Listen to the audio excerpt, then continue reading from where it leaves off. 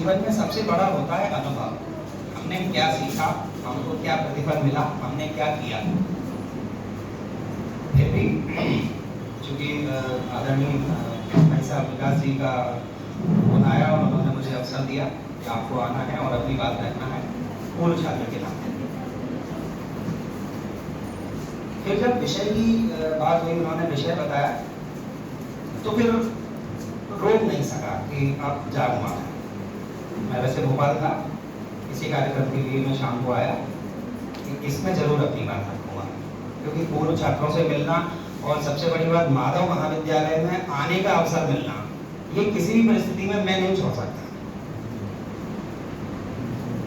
मैंने यहाँ से संस्कृत साहित्य, इतिहास और इकोनॉमिक्स इसको पढ़ा।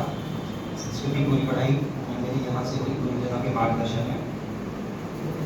तो अपनी बात में ऐसे शुरू करता हूँ कि छात्रों के विकास में शिक्षकों की भूमिका। एक शायद चर्चा किसी और पूर्व वक्ता ने भी की कि श्री रामचंद्र जी का वो उन्होंने उदाहरण दिया, तो गुरु ग्रह गए पढ़न रघुराई, अल्पकाल विद्या सब आई। वो परमात्मा जो सृष्टि का रचयिता है, पालन करता है, संहार करता है, जब वो मनुष्य रूप में आता है तो शिक्षक की आवश्यकता उसे भी पड़ती है। संभव नहीं है, जैसे मिट्टी, खेतों में मिट्टी पड़ी हुई है, वहां मटके दिखते हैं क्या? कोई पात्र दिखते हैं क्या? नहीं है, क्योंकि वहां कोई कुंभकार नहीं है, कोई चाक नहीं है। तो जब तक हम अपने शिक्षकों के प्रति समर्पित नहीं होंगे और शिक्षक उस स्थान पर उपलब्ध नहीं होंगे, तब तक व्यक्तित्व नहीं गढ़ा जा सकता। और सबसे बड़ी उपलब्धि होती है चरित्र निर्माण। वर्तमान में हम देखें तो सबसे बड़ी समस्या एक शब्द में, उसे 2013 के इंटरव्यू में एक बार पूछा था कि सबसे बड़ी समस्या बताइए, तो ये सब छोड़िए, क्षेत्रवाद, जातिवाद, भाषावाद, प्रांतवाद सब छोड़िए, सबसे बड़ी समस्या एक शब्द में यदि डिफाइन की जाए तो वो है एक राष्ट्रीय चरित्र की कमी। तो राष्ट्रीय चरित्र बनता कैसे है? वो राष्ट्रीय चरित्र शिक्षक बनाते हैं। आदरणीय डॉक्टर APJ कलाम साहब, उन्होंने कहा था एक बार कि व्यक्ति के जीवन में माता पिता और प्राथमिक शिक्षा, इनका योगदान सबसे बड़ा है, क्योंकि वो मिट्टी को गढ़ते हैं। फिर वो कच्ची मिट्टी गढ़ी हुई जब और आगे बढ़ती है, तब समय समय पर उसे जिन जिन गुरुजनों का आश्रय मिलता है, उनसे उसके चरित्र का निर्माण होता है। तो छात्रों को क्या चाहिए? छात्रों को चाहिए श्रीमद् भगवद गीता में एक स्थान पर श्रद्धावान लभते ज्ञानम तत्परः संयतेन्द्रियः। छात्र को होना कैसा चाहिए? श्रद्धावान, गुरु के प्रति उसकी श्रद्धा होनी चाहिए, समर्पण होना चाहिए। क्योंकि यदि हम शुरुआत में हमने कहा हम आ को आ नहीं मानेंगे, हम आ को आ से ब मानेंगे, तो आप मानते रहिए, आपका कुछ होना जाना नहीं। आपको शिक्षक की माननी पड़ेगी, गुरुजनों की माननी पड़ेगी, उनके प्रति समर्पण देना पड़ेगा। तो श्रद्धावान होना, तत्पर होना और संयतेन्द्रिय होना, ये छात्र की तरफ से होना चाहिए, या छात्र की एक मांग होती है कि छात्र को ऐसा होना चाहिए। अब वो एक अनगर छात्र अपने शिक्षकों के पास आता है, अपने गुरुजनों के पास आता है। अब भारतीय वाङ्मय में मैं क्या कहूँ, गुरु तत्व, शिक्षक कहते हैं आज की भाषा में गुरु तत्व, उसके ऊपर इतना कहा गया है कि संभव नहीं है 10 मिनट या 15 मिनट में मैं इतनी चीजें सामने रख पाऊँ। फिर भी छोटी छोटी चीजें, स्कंद पुराण में एक खंड है, उसमें पूरा लगभग 185 के आसपास के जो श्लोक हैं पीछे के, वो गुरु गीता के नाम से ही परिभाषित, वो गुरु गीता ही। उसमें एक स्थान पर आया गुकारस पंडकारस्य रुकारस तेज उच्यते। ये जो गुरु है, गुरु छोटा गु, ये किसका प्रतीक है? ये प्रतीक है अंधकार का। अब अंधकार मतलब सूर्य की अनुपस्थिति नहीं, अज्ञान का अंधकार, माया का अंधकार, अभिमान का अंधकार, अविद्या का अंधकार। तो इसको नष्ट कौन करेगा? रुकारस तेज उच्चते, जो रुकार है वो तेज का प्रतीक है। अग्रान ग्रासकम ब्रह्मा गुरु इत्युच्यते। तो गुरु को ब्रह्म कहा गया कि इस अज्ञान का नाश करने वाला यदि कोई तत्व है तो वो गुरु है। हमारे हमारे अनादिकाल से उदाहरण लीजिए, श्री रामचंद्र जी वशिष्ठ जी का लीजिए, श्री कृष्ण सांदीपनि जी का लीजिए, कोई से भी लीजिए, गुरु तत्व की महत्ता निर्विवाद है। और ये सत्य है कि यदि गुरु तत्व का सहयोग, गुरु तत्व का समय पर मार्गदर्शन किसी जातक को नहीं मिलता तो फिर नहीं कहा जा सकता कि वो मिट्टी क्या बनेगी, बाढ़ में बह जाएगी या एक अच्छे कलश का रूप लेके मंदिर में स्थापित होगी। इसी चर्चा को थोड़ा समय और आगे बढ़ा दें। हमारे कई संबंध होते हैं, हम किसी के पुत्र हैं, पुत्री हैं, पति हैं, पत्नी हैं, भाई हैं, बहन हैं, लेकिन जब हम किसी से सीखते हैं तो हम शिष्य होते हैं। जब अर्जुन विषादग्रस्त होके दोनों सेनाओं के बीच में खड़े हो गए और द्वंद्व की स्थिति बनी, डिलेमा आया लाइफ में कि मैं क्या करूं, जिस युद्ध की मैंने इतने वर्षों तैयारी की, मैंने पाशुपत इकट्ठा किया, ब्रह्मास्त्र इकट्ठा किया, अब जब उनके संधान का समय आया, कर्म का समय आया, अब मैं दुविधा में आ गया, मैं डिलेमा में आ गया कि मैं क्या करूं। तो कृष्ण जी से चर्चा की कि मैं दुविधा में हूं, मुझे संशय है। तब तक परमात्मा उनको धीरे धीरे समझाते रहे, बात करते रहे, लेकिन अर्जुन ने एक अर्धाली जो मुख्य थी वो कही, शिष्यस्तेहं शालिमान् त्वां प्रपन्नम्, मैं आपका शिष्य हूँ, इस रूप में आप मुझे बताइए, मैं शरणागति में हूँ, मुझे आप इस रूप में बताइए। जब छात्र शरणागति लेता है, शरणागति का आशय समझिए, जब छात्र विश्वास लेता है, जब छात्र शिष्यत्व को धारण करता है और उस समर्पण भाव से आता है, तब गुरु तत्व ज्ञान देता है। ये ज्ञान किसी भी समय किसी भी परिस्थिति में देने वाला नहीं है, आपको शरणागति करनी पड़ेगी, छात्र शिष्य को छात्र गुरु के प्रति समर्पण करना पड़ेगा, उनकी बात को श्रद्धा से मानना पड़ेगा, फिर जब वो बढ़ाएंगे तब आप देखिए कैसे क्या होता है।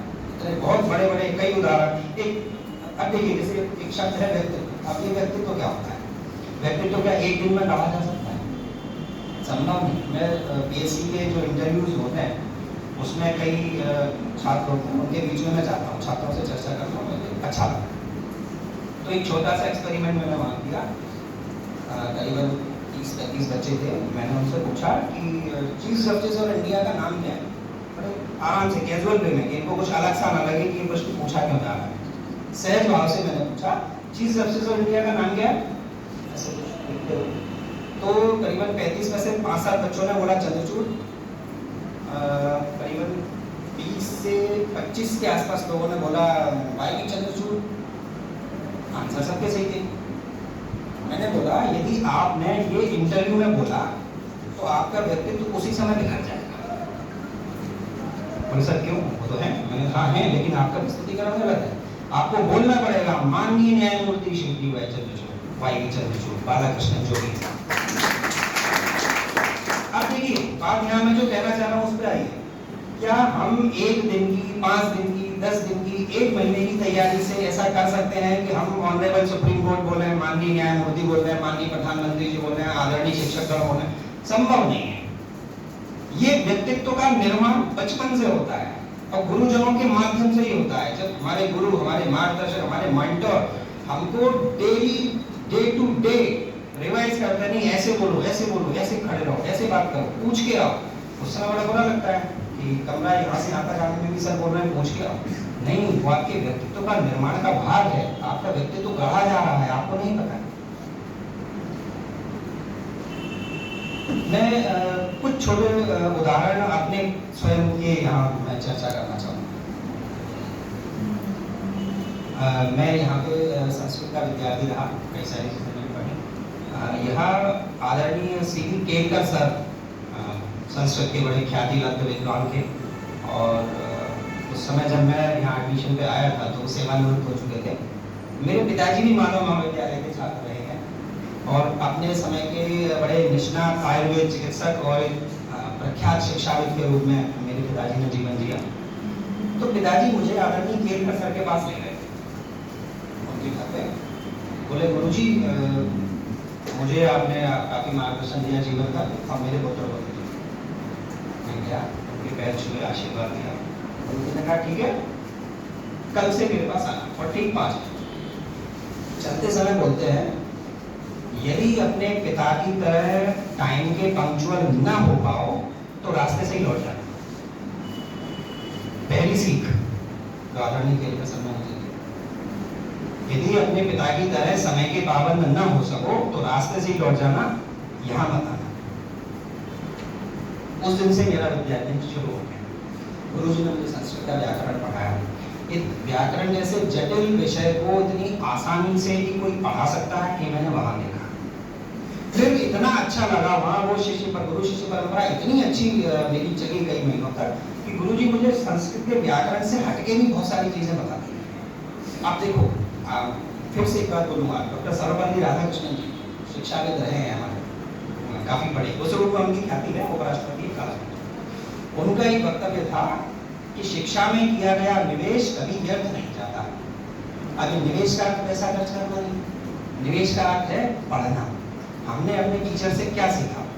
सर क्लास ले रहे हैं और हम बंद करके टिकरा जा रहे हैं, तो ये हमारी समस्या है, हम यहाँ पे गलत हैं। तो गुरुजी ने मुझे बताया, एक दिन ऐसे बात करते करते बोले तुम तो इतिहास के भी विद्यार्थी हो। मैंने कहा जी सर। पानीपत तृतीय के बारे में कुछ बताओ। इतिहास का विद्यार्थी था, पानीपत थर्ड मैंने बताया, मराठा संघ वर्सेस अहमद शाह अब्दाली, ये कारण रहे, ऐसा ऐसा रहा। और 1761 14 जनवरी मकर संक्रांति पूरा बताया।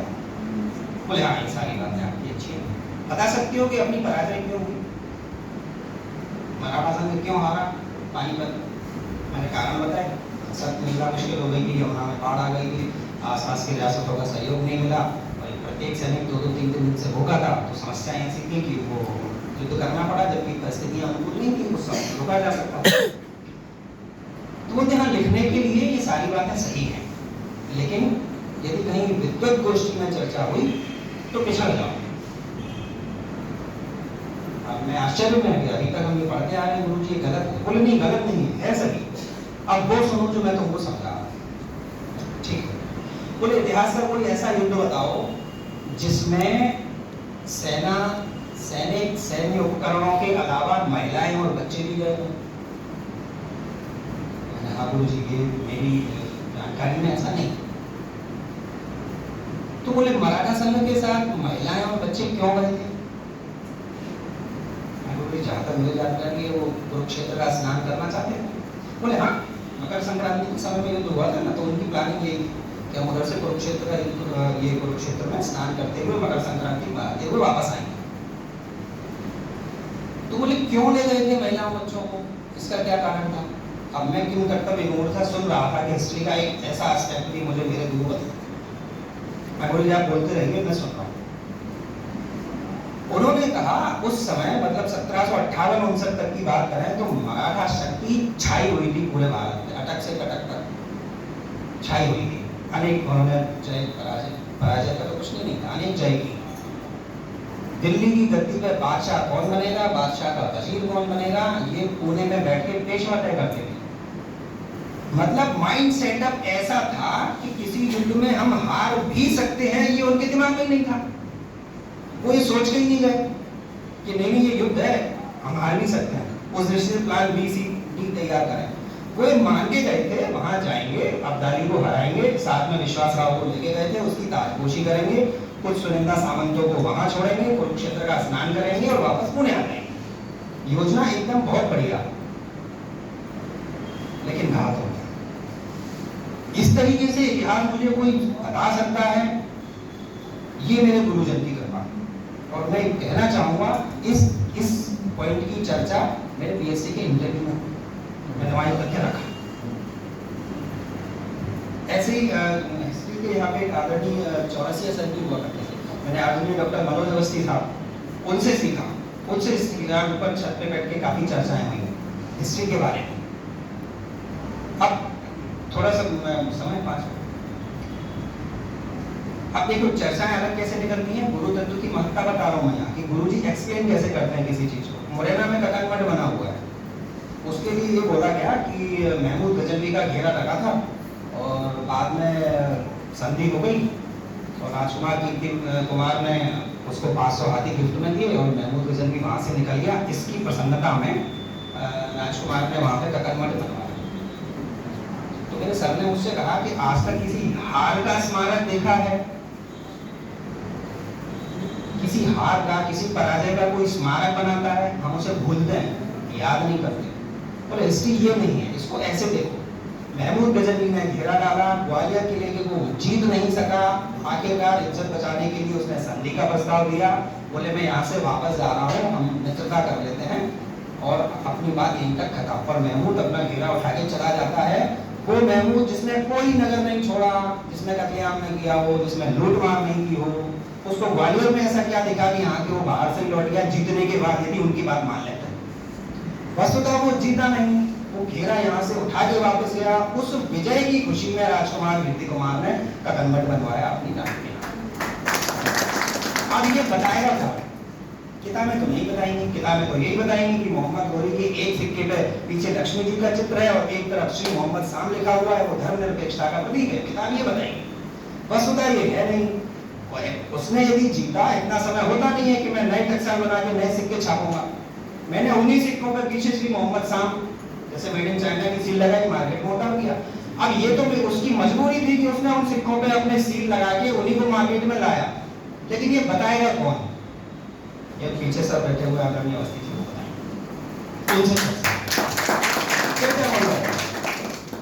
चौरसिया सर वो बताएंगे। इकोनॉमिक्स में शायद मैं नाम बोल रहा हूँ, सारस्वत सर हुआ चश्मा लगा। उन्होंने जो स्टैटिस्टिक्स पढ़ाई, मैंने मेंस में लिखी। मैं ये चीजें क्यों बोल रहा हूँ? क्योंकि अपने अनुभव बता रहा हूँ कि शिक्षक के बिना हम कुछ नहीं है, ध्रुव सत्य है। हम कुछ भी कर रहे हैं, हम शिक्षक के बिना कुछ नहीं। पंडित सीताराम शर्मा जी, उनका नाम लिए ना यदि मैं यहाँ से हटूं तो कृतज्ञता होगी। मेरा मुख्य विषय संस्कृत था। पंडित जी ने बहुत स्नेह दिया मुझे और बहुत पढ़ाया। कई बार ऐसा होता था कि किसी कारण से क्लास नहीं लग रही है तो भी वो धूप में कुर्सी डाल के बैठते थे, बोले आओ बाहर अपन चर्चा करेंगे इस मुद्दे पे। चर्चा की, बात रखी और बोलते थे स्वस्थ प्रतिस्पर्धा करो। ऐसे लोगों को देखो जिनके नंबर तुमसे पहले संस्कृत में ज्यादा है, उनसे उनकी तुलना करो। जिनके हिस्ट्री में ज्यादा है, इनके इकोनॉमिक्स में ज्यादा है, उनकी तुलना करो। तो मैंने छाटे, बीए फर्स्ट ईयर था, सबसे पहले मेरे भाई साहब दिवाकर शर्मा जी, उनके ही शायद 132 नंबर थे 150 में से। मैंने उनको टारगेट बनाया कि इनसे आगे जाऊंगा। आगे तो नहीं जा पाया, लेकिन 131 तक तो आया। हिस्ट्री में मेरे दूसरे भाई थे, उनके 115 नंबर थे, मैंने प्रयास किया तो 112 तक तो आया। अब हिस्ट्री में 150 में से 112 मिलना, इतना लिखने के बाद कम नहीं, बहुत बड़ी बात। इकोनॉमिक्स में किसी के 125 थे, मैं 117 तक आया। अब इसका फायदा क्या हुआ? वो सब जो एक एक अलग अलग विषयों में शीर्षस्थ थे, मैं उन सबसे नीचे रहा, लेकिन तीनों विषयों में मुझे बम्पर नंबर मिले, 131, 117, 115। क्या चाहिए? शर्मा जी ने मुझे इस तरीके से पढ़ाया।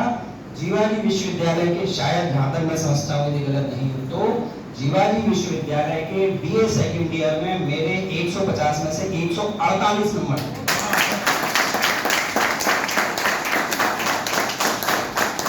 और श्रेय किसका? पंडित जी निर्वाचित। जब मैं यहाँ आया रिजल्ट के बाद, पंडित जी ने बाकायदा मेरा हाथ पकड़ के मुझे पूरे कॉलेज में घुमाया। उस समय आदरणीय पीडी शर्मा साहब प्रिंसिपल थे और वहाँ ऊपर बैठा, सब गुरुजनों से आशीर्वाद दिया, बड़ा अच्छा लगा। और उन्होंने एक लाइन भी खोली उस समय पीडी शर्मा साहब ने कि तुम्हारा टारगेट सिविल सर्विस है, उसी में उलझना, भटकना। तो उस रास्ते से मैं आगे बढ़ा। आदरणीय विकास शुक्ला जी, आदरणीय वाजपेयी जी, आप हमारे सीनियर रहे हैं, यहाँ की पहचाना बड़ा खुशी हुई। विकास भाई साहब के साथ जब भी बैठते थे तो उनसे क्या सीखा? अब देखो, हमेशा XYZ सीखे ये तो जरूरी नहीं, व्यक्ति तो कैसे बनेगा। उनसे ये सीखा कि लाख तनाव है जीवन में, कभी डिप्रेस मत होना।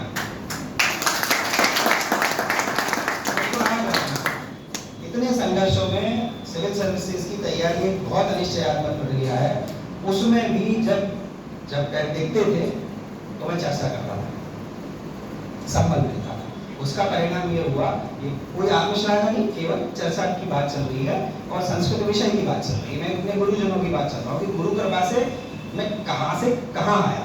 मुझे पीएससी में 4 सिलेक्शन मिले, कट टू कट, और विषय था संस्कृत, दूसरा लोक प्रशासन, मुझे साहित्य संचालक वित्त विभाग जिसमें मैं अभी वो हुआ, सहायक संचालक महिला बाल विकास में हुआ, डिस्ट्रिक्ट कमांडेंट होमगार्ड में हुआ, मुख्य नगर पालिका अधिकारी ग्रुप बी में हुआ। तो ये कैसे हो गया? एक मैं इसमें और अपनी चर्चा जोड़ना चाहूँगा। मेरे पिताजी ख्यात शिक्षाविद थे, आयुर्वेद के निष्णात अधिकारी विद्वान के साथ बड़े शिक्षाविद थे और उनके पढ़ाए हुए कई लोग बड़े अच्छे अच्छे पदों पर रहे, न्यायाधीश, चिकित्सक, बहुत अच्छे अच्छे पदों पर रहे। वो प्रायः पढ़ाने का काम करते थे अपने खाली समय। तो हम जब भी बैठते थे रात में, दिन में, वो चर्चा करते थे पढ़ाने की, कुछ देखने की, कुछ सीखने की। तो एक बार उनको अस्थमैटिक अटैक था, रात में करीबन 3 बजे के आसपास, थोड़ी सांस उनकी ऊपर गई थी, तो वो बैठे हुए थे सोफे पे और मैं उनके बगल में बैठा हुआ था। तो उन्होंने रात में मुझसे पूछा, एक श्लोक बोल रहा हूँ, एको देवो केशवोवा शिवोवा एको भाइका भार्या सुंदरी वा दरीवा, इसका अर्थ बता। रात में 3 बजे उनकी खुद की सांस उभर गई, लेकिन वो मुझको पढ़ा एक शिष्य के रूप में, पुत्र के रूप में नहीं। मैंने कोशिश की, अर्थ किया, जहाँ गलत था वहाँ उन्होंने सही किया। फिर चर्चा चली कि किसने लिखा है, भरतरी ने लिखा है, किस शतक में लिखा है, शतकों का क्रम बताइए, भरतरी का कालखंड बताइए, भरतरी कालिदास से भिन्नता करिए। करीबन 5 सवा 5 बजे रात, सुबह की बात होगी, 3 बजे से 5 सवा 5 बजे तक ये चर्चाएं चली। ये बात 2009 की। सितंबर 2010 में मेरा इंटरव्यू था बिहार साहब के, प्रकाश बतूनिया साहब उस समय थे, उनके को तो सब पूरी 6 लोग बैठे थे, 5 से 6 लोग, उन्होंने किया, फिर उन्होंने दूसरे को पास किया और दूसरे को पास किया। तो वहाँ ये जो सज्जन बैठे हुए थे वो निश्चित रूप से जो उनके क्वेश्चन आंसर थे, मुझे लगा कि संस्कृत के कोई प्रख्यात विद्वान। उन्होंने बायोडाटा देखा, देख के बोलते हैं विभाकर शर्मा एमए संस्कृत साहित्य, एमए में आपके 85%। चलिए मैं आपसे केवल एक श्लोक पूछता हूँ, आप इसको बता पाएंगे किसने लिखा है, तो मैं मान लूंगा आप अपने नंबरों को जस्टिफाई कर पाएंगे। मैंने सर मैं कोशिश करता हूँ। अगले ही क्षण वो बोलते हैं, एको देवो केशवोवा शिवोवा एका भार्या सुंदरी।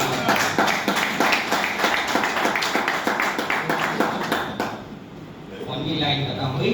मैंने कहा सर ये भरतरी ने लिखा है। शाबाश, तुमने वाकई पढ़ा। किस शतक में से है? इस शतक में से। शतकों का कालखंड बताओ।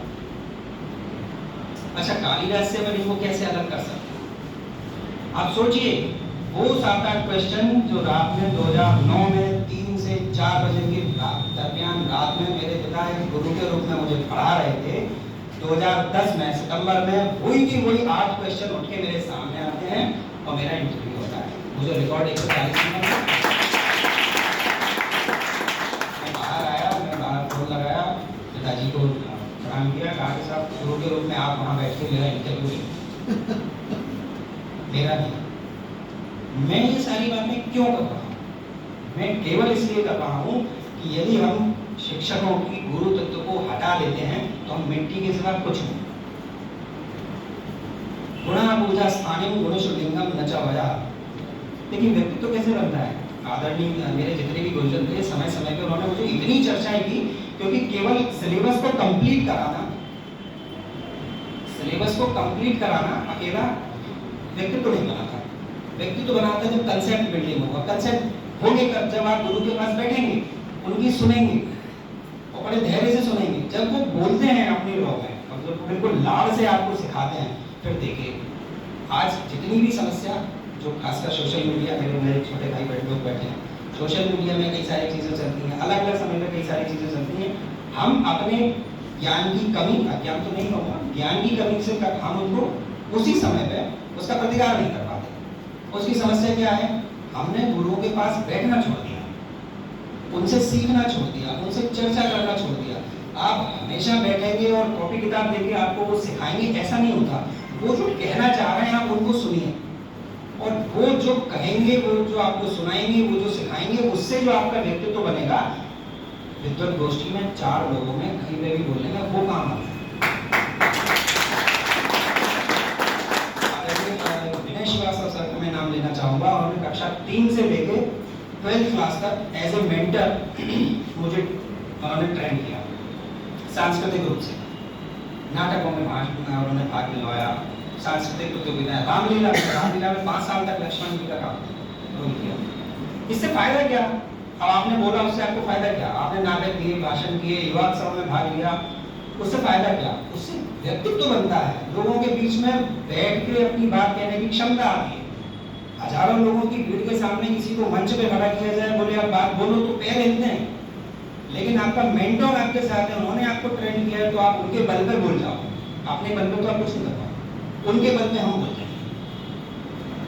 तो ऐसे ही हम उनसे सीखते हैं। एक छोटी सी बात मैं बोलूं, जैसे रामचरितमानस पे अलग अलग समय पे जो चर्चाएं आती हैं, अब प्राय हम उसका प्रतिकार उसी रूप में नहीं कर पाते। क्यों नहीं कर पाते? क्योंकि हमारा अध्ययन नहीं। अब एक धार्मिक ग्रंथ से इतर व्यक्तित्व के रूप में और शैक्षणिक योग्यता के रूप में मानस पढ़ना आवश्यक है। आप उसका पाठ मत करो, मैं नहीं कह रहा, लेकिन उसको पढ़ो। और छोटा सा उदाहरण, भरी पड़ी हुई मानस की छोटा सा उदाहरण, मेरे गुरु ने एक बार, मेरे शिक्षक, उन्होंने मुझसे चर्चा की कि मानस में आज के लिए भी कुछ है क्या? अच्छा, मानस का एक इत्तेफाक देखिए, जो मेरा तीसरा इंटरव्यू था, वो डॉक्टर गौतम जी थे, शायद जबलपुर यूनिवर्सिटी के प्रख्यात प्रोफेसर थे, और मानस के ऊपर उन्होंने बहुत सारी बुक्स लिखी हुई हैं, इंग्लिश में लिखी हुई हैं, और अपने शौक के कारण मैंने वो पढ़ी। मेरे पिताजी ने कहा कि उनकी किताबें पढ़ो। देखो, पढ़े पढ़े मेरा जो काम हुआ वो मेरे टीचर्स की वजह से हुआ, मेरे गुरुओं की वजह से हुआ। अब वो गुरु मेरे पिता के रूप में हैं, मेरे प्राथमिक शिक्षक के रूप में हैं, मेरे स्नातकोत्तर शिक्षक के रूप में हैं, मेरे अग्रजों के रूप में हैं, लेकिन वो गुरु तत्व ने हमेशा काम किया। एक चौपाई उसमें आई, बिनु विज्ञान की समता आवे, को अवकाश के नव बिनु पावे, श्रद्धा बिना धर्म नहीं हुई, बिनु मही गंध की पावे हुई। तो उसको एक्सप्लेन करो। अब आकाश से और अवकाश पाना और पृथ्वी तत्व से गंध पाना, ये दर्शन का अलग विषय है, शब्द स्पर्श रूप रस गंध, वो अलग। फिर कभी मुख्य बात जो मैं कहना चाह रहा हूँ, आजकल जितने भी समतावादी लोग हैं जो चर्चा करते हैं कि मानस में समता नहीं है, बिल्कुल गलत। आप मानस पढ़िए, बिनु विज्ञान की समता आवे। हमारा मानस, हमारी रामचरितमानस, हमारा सनातन धर्म ये घोषणा करता है कि हम विज्ञान सम्मत तो हम ही हैं। आप बताइए, श्री रामचरितमानस पूर्णतः विज्ञान सम्मत। वो क्या कह रही है? उन्होंने कहा बिनु विज्ञान की समता आवे, विज्ञान के प्रयोग के बिना हम समभाव नहीं ला सकते। अब इसको कहेगा कौन? कहेंगे हम और आप लोग। कब कह पाएंगे? जब हम बैठेंगे और चर्चा करेंगे।